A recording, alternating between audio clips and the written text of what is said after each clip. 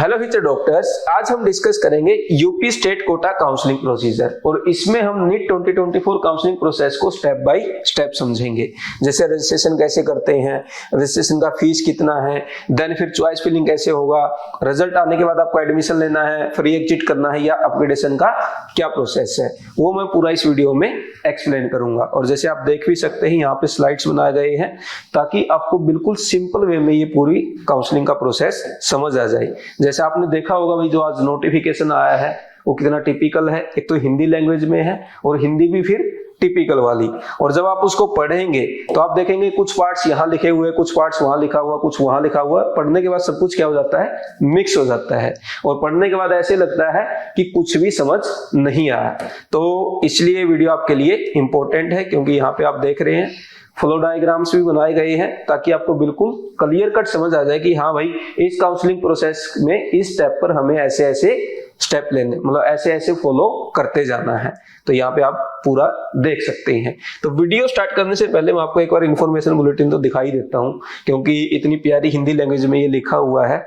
I hope आप लोगों ने इसे डाउनलोड किया होगा यूपी की वेबसाइट से, और इनकेस आपने नहीं किया है तो आप बीवाईज क्लासेस के टेलीग्राम चैनल से डाउनलोड कर सकते हैं। वहां पे अपलोड कर दिया गया है। टेलीग्राम चैनल का लिंक डिस्क्रिप्शन में दिया हुआ है। अब देखो यहाँ पे पंजीकरण लिखा है। पंजीकरण का आधे से ज्यादा बच्चों को तो पता ही नहीं होगा क्या है। इसका मतलब है रजिस्ट्रेशन। तो आप बट टेंशन ना ले, पूरा वीडियो देखना, आपको सब कुछ क्लियर हो जाएगा। धनहोर राशि, सिक्योरिटी मनी, है ना। तो ये पूरा 11 पेज का है, चाहो तो आप खुद पढ़ सकते हैं, बट मैं क्लियर बोल सकता हूं कि पढ़ने के बाद आपको कुछ भी समझ नहीं आने वाला है। अब हम आ जाते हैं अपनी वीडियो पे। तो देखो भाई, बिल्कुल जीरो से मैं स्टार्ट कर रहा हूं। पूरे पेशेंस के साथ ना अच्छे से वीडियो देखना। मैं इसलिए बोल रहा हूं क्योंकि जो काउंसलिंग के प्रोसीजर है या काउंसलिंग के जो रूल्स हैं वो इतने स्ट्रिक्ट कर दिए गए हैं। यदि आप सही से फॉलो नहीं करते हैं, इस साल तो काउंसलिंग से बाहर होंगे ही, हो सकता है नेक्स्ट ईयर भी आपको एडमिशन ना मिले, क्योंकि इस साल यूपी स्टेट की काउंसलिंग में चेंजेस भी किए गए हैं। और क्या रूल चेंजेस हुए हैं वो भी मैं आपको यहाँ पे साथ के साथ बताता जाऊंगा, और एक सेपरेट वीडियो में भी हमने वो डिस्कस किया है। तो सबसे पहले कौन कौन से कोर्सेज में एडमिशन मिलेगा इस काउंसलिंग से। यदि कोई भी बच्चा यूपी में किसी भी कॉलेज में, चाहे वो गवर्नमेंट हो चाहे प्राइवेट हो, एमबीबीएस एंड बीडीएस में एडमिशन लेना चाहता है तो उसको इसी काउंसलिंग के प्रोसेस से जाना होगा। ठीक है, कौन से कोर्सेज, एमबीबीएस, बीडीएस, गवर्नमेंट हो या फिर प्राइवेट हो, दोनों के लिए यही काउंसलिंग प्रोसेस रहेगा। एलिजिबल कौन है इस काउंसलिंग के लिए? सबसे पहला, आप क्वालिफाइड होने चाहिए। जो नीट की कट ऑफ आई थी, जो क्वालिफाइंग मार्क्स है, जैसे जनरल का 162 है, तो अपनी अपनी कैटेगरी के अकॉर्डिंग आप क्वालिफाइड होने चाहिए, फर्स्ट कंडीशन है। सेकंड कंडीशन, आप यूपी डोमिसाइल आपकी होनी चाहिए, मींस आप यूपी के ही वहां के रहने वाले या रेजिडेंट होने चाहिए। और ये कंडीशन है गवर्नमेंट कॉलेज के लिए। अगर आपको प्राइवेट कॉलेज में एडमिशन लेना है यूपी के, तब ये कंडीशन नहीं लगेगी। तब एक ही कंडीशन लगेगा कि आपके पास क्वालिफाइंग मार्क्स हो नीट 2024 में। ठीक है, तो ये एक एलिजिबिलिटी है इस काउंसलिंग प्रोसेस के लिए। रजिस्ट्रेशन कहाँ पे होगा? देखो भाई, अभी इंफॉर्मेशन बुलेटिन आया है, रजिस्ट्रेशन स्टार्ट नहीं हुए हैं। जब भी रजिस्ट्रेशन स्टार्ट होंगे उस पर हम एक डिटेल वीडियो बना देंगे। लेकिन यहाँ पे एक वेबसाइट दिया हुआ है upnit.gov.in, इस वेबसाइट पे आपका रजिस्ट्रेशन होगा। इसको आप अपने कहीं पे बुक मार्क भी कर सकते हैं या कहीं स्टोर कर सकते हैं, जो बच्चे यूपी काउंसलिंग में पार्टिसिपेट करने जा रहे हैं। जब भी आप उसको चेक करते रहे, कोई अपडेट आता है तो। अदरवाइज आप बीवाईज क्लासेस के चैनल को सब्सक्राइब करके रखें यदि आप वेबसाइट नहीं रखना चाहते। क्योंकि देखो भाई, यूपी की अलग काउंसलिंग है, ऑल इंडिया की अलग होगी, फिर कभी कुछ नोटिफिकेशन आएंगे। तो इतनी वेबसाइट विजिट करने से अच्छा है कि इस चैनल को सब्सक्राइब कर लो, क्योंकि यहाँ पे अपडेट आपको मिलते रहेंगे। अब बात करते हैं फीस पेमेंट की। देखो, काउंसलिंग की जो फीस है वो दो पार्ट में डिवाइडेड है, एक रजिस्ट्रेशन फी और एक सिक्योरिटी मनी, जैसे यहाँ पे लिखा हुआ है। रजिस्ट्रेशन फी है वो आपकी नॉन रिफंडेबल है, सिक्योरिटी मनी आपकी रिफंडेबल है तब जब आप रूल्स को सही से फॉलो करते हैं। यदि कोई भी रूल्स आपने वायलेट कर दिया तो हो सकता है आपका सिक्योरिटी अमाउंट चला जाए। इसलिए मैंने पहले ही बोला था कि वीडियो को आप अच्छे से लास्ट तक, एंड तक देखना, ताकि कोई गलती आपसे ना हो। अब रजिस्ट्रेशन फी को मैं समझा देता हूं। राउंड 1, राउंड 2 और राउंड 3, यदि आप इसमें पार्टिसिपेट करते हैं, इससे पहले रजिस्ट्रेशन करते हैं तो आपकी फीस लगेगी 2000।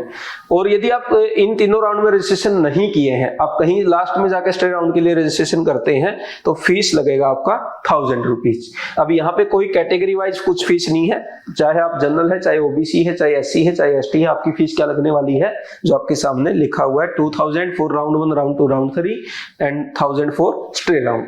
नेक्स्ट बात करते हैं सिक्योरिटी अमाउंट की। सिक्योरिटी अमाउंट आपका गवर्नमेंट कॉलेज के लिए, आपको यदि ओनली गवर्नमेंट कॉलेज, चाहे वो एमबीबीएस का हो चाहे बीडीएस का हो, तो इसमें फीस कितनी लगने वाली है, 30,000 रुपीज। और यदि आप प्राइवेट कॉलेज के लिए भी अप्लाई करना चाहते हैं तो एमबीबीएस के लिए लगेगा आपका 2 लाख रुपीज और बीडीएस के लिए लगेगा आपका 1 लाख रुपीज। अब यहाँ पे एक चीज ये हो सकती है, कोई बच्चा बोले कि सर मुझे तो गवर्नमेंट के लिए भी करना है और मुझे तो प्राइवेट के लिए भी करना है, तो इन दैट केस ऐसा नहीं होगा कि 2,30,000 रुपए लगेंगे, ओनली 2 लाख रुपीज लगेंगे जो हायर अमाउंट है। Similar for BDS 1 lakh rupees. ठीक है, तो ये हो गई हमारा फीस कितना लगने वाला है। नेक्स्ट स्टेप क्या होगा भाई, अच्छा यूपी में क्या होगा कि आपका रजिस्ट्रेशन जब हो जाएगा उसके बाद आपको क्या करना है, आपका डॉक्यूमेंट वेरिफिकेशन करवाना पड़ता है। तो कौन कौन से डॉक्यूमेंट्स रिक्वायर्ड होंगे वो मैं यहाँ पर एक बार आपको एक्सप्लेन कर देता हूं। तो सबसे पहले आपको रिक्वायरमेंट होगी 10th की मार्कशीट का, एक चाहिए होगा आपका 12th का मार्कशीट, ये दोनों आपके लिए मैंडेटरी है। फिर आपके लिए कास्ट सर्टिफिकेट, ये उनके लिए रिक्वायर्ड होगा जैसे भाई जो बच्चे ओबीसी के लिए अप्लाई करना चाहते हैं, जो बच्चे एससी एसटी के लिए अप्लाई करना चाहते हैं, या फिर ईडब्ल्यूएस के लिए, उस केस में आपको कास्ट सर्टिफिकेट की नीड होगी। Next domicile certificate. Domicile certificate तब रिक्वायरमेंट है मीन्स जैसे आप गवर्नमेंट के लिए वहां अप्लाई कर रहे हैं, प्राइवेट कॉलेज के लिए कर रहे हैं तो आपको रिक्वायरमेंट नहीं होगी। और यहाँ पे एक कंडीशन ये भी है, यदि आप यूपी के रहने वाले हैं और आपने 10th 12th यूपी के बाहर से की है तो इन दैट केस भी आपको डोमिसाइल सर्टिफिकेट देना होगा। और यदि आप यूपी के रहने वाले हैं, आपने 10th और 12th भी वहीं से की है, तो in that case domicile certificate की नीड नहीं है। तो आप ये बातें ध्यान रख सकते हैं डॉक्यूमेंट्स रिक्वायर्ड में। अब नेक्स्ट है भाई वेरिफिकेशन कहाँ पे होगा इन डॉक्यूमेंट्स का। तो डॉक्यूमेंट वेरिफिकेशन के लिए कुछ नोडल सेंटर बनाए गए हैं, ये अराउंड 20 है। तो आप देख सकते हैं जैसे गोरखपुर में है, एमएलबी मेडिकल कॉलेज झांसी में है, इनमें मोस्टली मेडिकल कॉलेज ही है, तो वहीं पे आपका वेरिफिकेशन होगा। तो जो भी आपके नियर बाई है उसको आप ऑप्ट कर सकते हैं और वहां पे अपना वेरिफिकेशन करवा सकते हैं। तो आप अपने लोकेशन के अकॉर्डिंग देख लेना इन 20 में कौन सा आपका नोडल सेंटर आपको चूज करना है। और इसलिए मैंने बोला था कि भाई नोटिफिकेशन डाउनलोड कर लेना, और वो आपके बीवाईएच क्लासेस के टेलीग्राम चैनल पर भी अवेलेबल है। नेक्स्ट बात करते हैं रिजर्वेशन का। रिजर्वेशन जैसे अनुसूचित जाति के लिए है 21%, अनुसूचित जनजाति के लिए है 0.2%, ओबीसी के लिए है 27%, ईडब्ल्यूएस के लिए है 10%। तो ये होगी आपकी वर्टिकल रिजर्वेशन। इसमें कुछ हॉरिजेंटल भी है, जैसे फ्रीडम फाइटर के लिए है 2%, भूतपूर्व सैनिक उनके लिए है 2%। यदि भाई आपके कोई पेरेंट्स यदि डिफेंस में रहे हैं तो आपको रिजर्वेशन का बेनिफिट मिल सकता है। कुछ बच्चे इससे अवेयर नहीं होते हैं, तो इसलिए मैंने यहाँ पे एक पॉइंट एक स्लाइड में ले लिया था। जैसे दिव्यांग अभ्यर्थियों के लिए 5% है। एनसीसी कैडेट के लिए यदि आपके पास एनसीसी का कोई सर्टिफिकेट है तो उसकी कंडीशन है कम से कम बी ग्रेडिंग सहित C01 C certificate, B grading सहित सी सर्टिफिकेट। ये आप देख लेना, वो एनसीसी कैडेट वाले बच्चों को पता होता है कि भाई आपका कौन सा सर्टिफिकेट आपके पास है। बेस्ड ऑन दैट भी आपको रिजर्वेशन मिल सकती है। और महिला अभ्यर्थियों के लिए भी 20% का रिजर्वेशन है। यदि आप गर्ल कैंडिडेट है तो 20% सीट आपके लिए, आपकी पर्टिकुलर कैटेगरी में आपके लिए रिजर्व्ड है। तो ये बेनिफिट है जो हॉरिजॉन्टल रिजर्वेशन का। अब बात करते हैं काउंसलिंग के राउंड्स कितने होंगे। देखो ऐसा नहीं है कि सारी सीट फर्स्ट राउंड में ही फुलफिल हो जाती हैं, तो इसलिए 4 राउंड यहाँ पे रखे गए हैं, राउंड 1, राउंड 2, राउंड 3 और स्टे राउंड। और इनके स्टे राउंड के बाद भी सीट वैकेंट रहती है तो कभी कभी स्पेशल स्टे राउंड भी हो जाता है, बट उसकी प्रोबेबिलिटी बहुत ही कम है। ठीक है, अभी तक जैसे लास्ट ईयर तो आई थिंक नहीं हुआ था, लेकिन इस साल हो सकता है। क्यों? एक मेजर चेंज हुआ है, वो मैं आगे डिस्कस करूंगा, उस वजह से हो सकता है इस साल स्पेशल स्टे भी हो जाए। अब डिस्कस करते हैं राउंड 1 में। अब मैं आपको बताने जा रहा हूं कि आपका रजिस्ट्रेशन हो गया, आपने चॉइस फिलिंग कर दी, सब कुछ हो गया। अब आपका राउंड 1 का रिजल्ट आ गया, तो इन दैट केस आपके पास क्या क्या ऑप्शन बनते हैं। तो जब आपने काउंसलिंग में पार्टिसिपेट किया है तो आपके मेरिट के बेस पे हो सकता है आपको सीट मिल गई हो और हो सकता है आपको सीट ना मिली हो। तो सीट यदि आपको नहीं मिली है तो आप क्या करेंगे, सेकंड राउंड के लिए चले जाएंगे। सेकंड राउंड में कोई रजिस्ट्रेशन फी आपकी नहीं लगेगी, कोई आपकी सिक्योरिटी फी नहीं लगने वाली, ठीक है। अब जिन बच्चों को सीट मिली है उसके पास 3 ऑप्शन है, या तो वो एडमिशन ले ले सीट पर, या फिर मतलब एडमिशन लेके फाइनल की भाई हाँ मैं सेटिस्फाई हूं, मुझे यहीं पे एडमिशन चाहिए, मुझे यहीं पर रहना है, तो मेरा फाइनल हो गया, आगे मुझे कुछ भी नहीं करना है। सेकंड, आप अपग्रेडेशन के लिए चले जाएं। अपग्रेडेशन के लिए आप तब जा पाएंगे जब आपने अलॉटेड सीट पे एडमिशन लिया है और वहां पे आप बताया है कि भाई मुझे अपग्रेडेशन के लिए जाना है। बिना एडमिशन लिए आप अपग्रेडेशन नहीं करवा सकते, तो ये ध्यान रखना है, एडमिशन वाले बच्चों का ही अपग्रेडेशन हो सकता है। और नेक्स्ट है फ्री एग्जिट। पिछले साल तक यूपी के राउंड 1 में कोई एग्जिट नहीं होता था। यदि आपको सीट अलॉट हो गई तो मैंडेटरी था कि आपको एडमिशन लेना है या फिर आपकी सिक्योरिटी मनी चली जाएगी। लेकिन इस साल से यूपी गवर्नमेंट ने क्या किया है कि फ्री एग्जिट का ऑप्शन दिया गया है, जो कि बच्चों के लिए बहुत ही बेनिफिशियल है। क्यों भाई, अब हमारे पास लिबर्टी है कि मेरा मन करेगा तो मैं एडमिशन लूंगा और नहीं मन करेगा तो छोड़ दूंगा, तो ये ऑप्शन आपके पास है। और साथ में बच्चा जैसे पहले क्या होता था, यूपी के राउंड में सीट मिल गया तो फिर वो ऑल इंडिया कोटा के सेकंड राउंड में नहीं जा पाता था। अब इसके पास ऑप्शन क्या है कि भाई राउंड 1 की सीट छोड़ दे, फिर बाद में आके राउंड 2 में पार्टिसिपेट कर लेगा यदि वो सेटिस्फाई नहीं है तो। बट पहले ऐसा नहीं था, तो ये बेनिफिट बच्चों को हो गया है। तो राउंड 1 में इतना ही है। अब राउंड 2 में हम चलते हैं कि राउंड 2 में क्या होगा। राउंड 2 में भाई जिन बच्चों ने, देखो फर्स्ट राउंड में यदि आपने रजिस्ट्रेशन नहीं किया था वो बच्चे भी रजिस्ट्रेशन यहाँ पे कर सकते हैं। यदि आपने रजिस्ट्रेशन कर रखा है तो वही चलता रहेगा। अब देखो 2 टाइप के बच्चे होंगे राउंड 2 में, एक तो वो जिन्होंने अपग्रेडेशन के लिए अप्लाई किया है और एक वो बच्चे जिनको सीट नहीं मिली थी या जिन्होंने फ्री एग्जिट कर दिया था।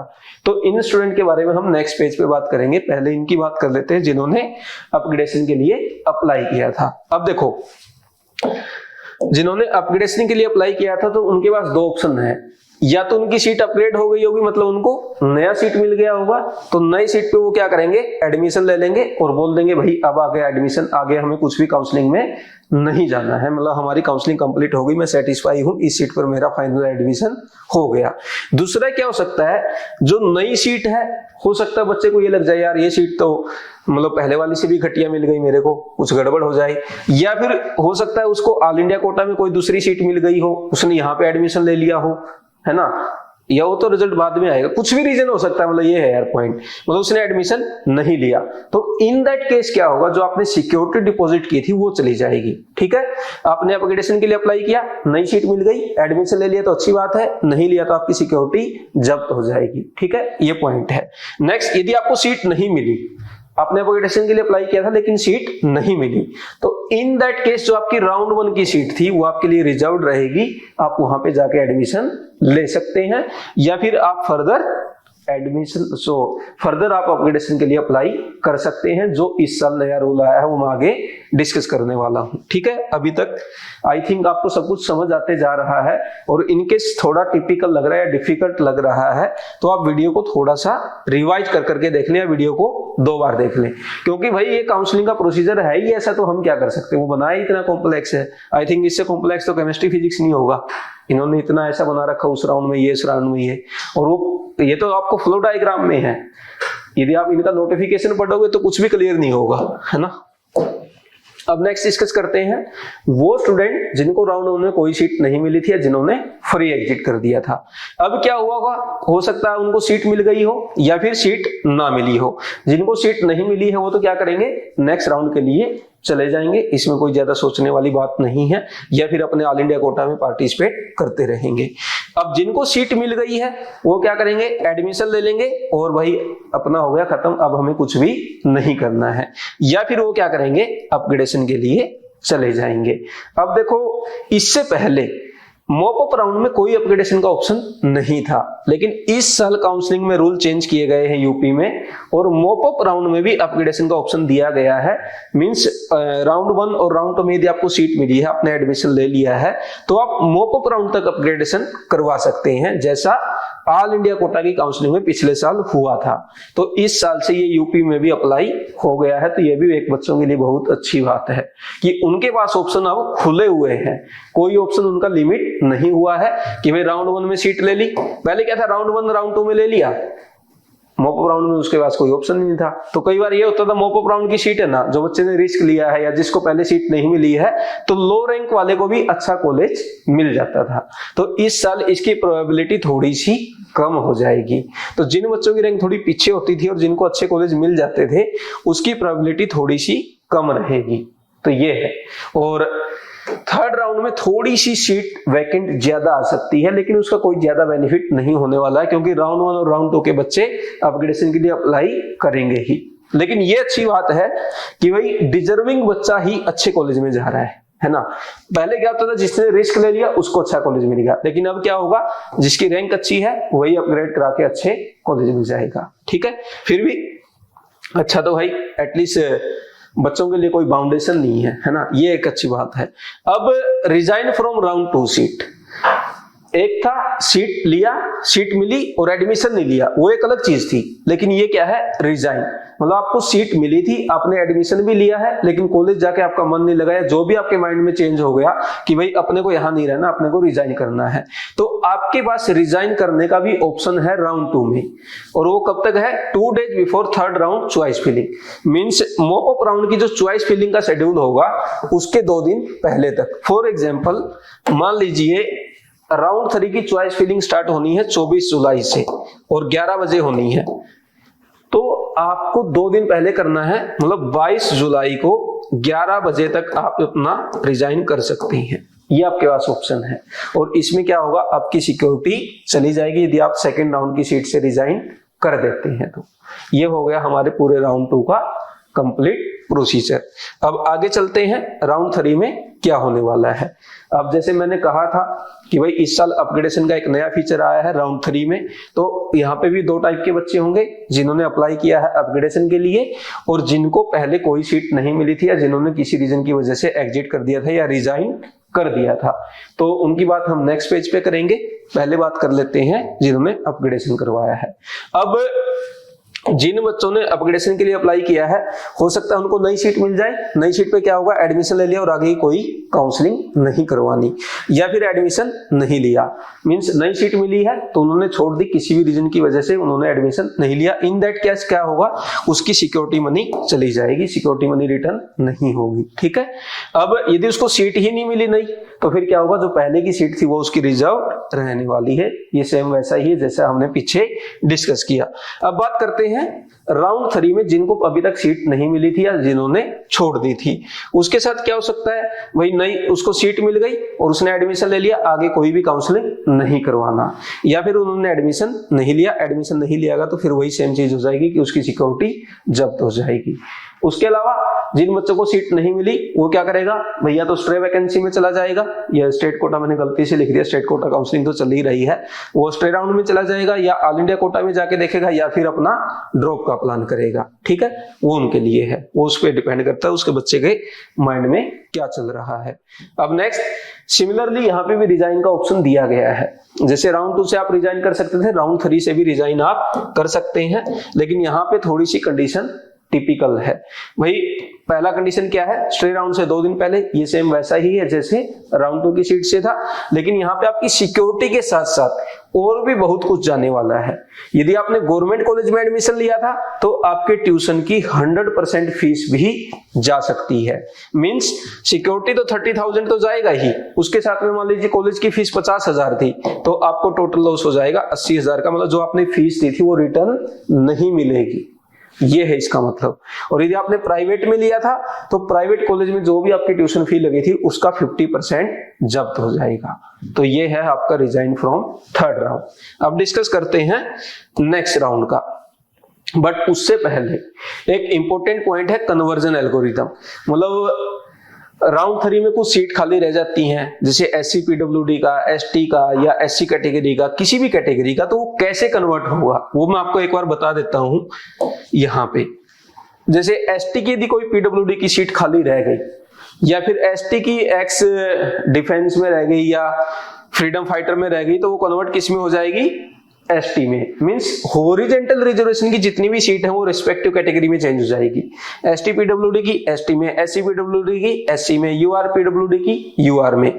सिमिलरली एससी कैटेगरी की सीट किसमें चेंज हो जाएंगी? एससी में। एससी मींस ये प्लेन एसटी बोल रहा हूं, और प्लेन एससी की होंगी तो वो यूआर में चली जाएंगी, ओबीसी की होंगी तो वो यूआर में चली जाएंगी, ईडब्ल्यूएस की होंगी तो वो यूआर में चली जाएंगी।